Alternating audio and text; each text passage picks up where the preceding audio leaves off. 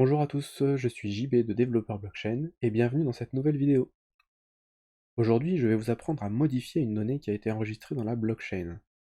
Dans la vidéo précédente, nous avions vu comment créer un contrat et enregistrer une donnée et comment récupérer cette donnée, comment la lire sur la blockchain.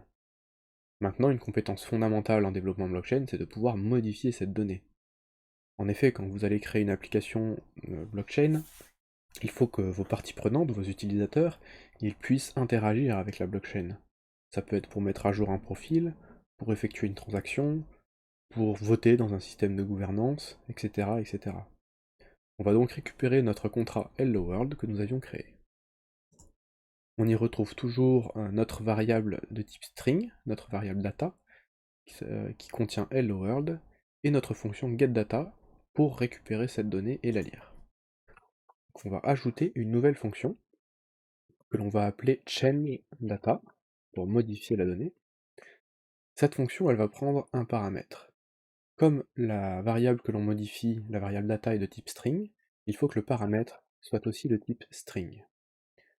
Je vais le stocker en memory et je vais l'appeler underscore new data. Alors le underscore n'est pas obligatoire, mais c'est une convention très fréquente en Solidity.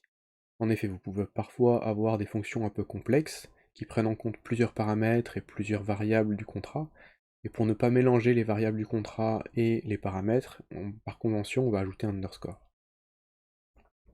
Maintenant, je veux que cette fonction, tout le monde puisse l'appeler. Je vais donc la mettre de type public. Et qu'est-ce que va faire cette fonction? Eh bien, elle va assigner à data la valeur underscore new data. Et j'ajoute le point virgule. Et là, notre fonction est terminée. On peut modifier maintenant notre data. Donc je vais tester mon contrat, je vais faire un petit CTRL S pour sauvegarder et compiler mon contrat. Je me rends dans l'interface de déploiement. Donc on va rester sur les blockchains internes à Remix pour gagner du temps. Et je vais déployer mon contrat en cliquant sur Deploy.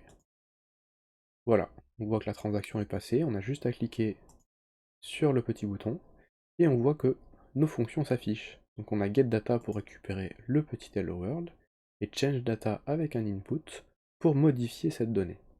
Donc je vais la tester, cette fois je vais inscrire Hello JB, et je vais changer ma data.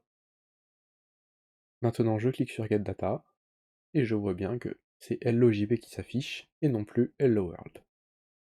Voilà, c'est tout pour aujourd'hui. J'espère que cette vidéo vous a plu, n'hésitez pas à me laisser un commentaire, à vous abonner, à laisser un like, et je vous dis à très vite pour une prochaine vidéo.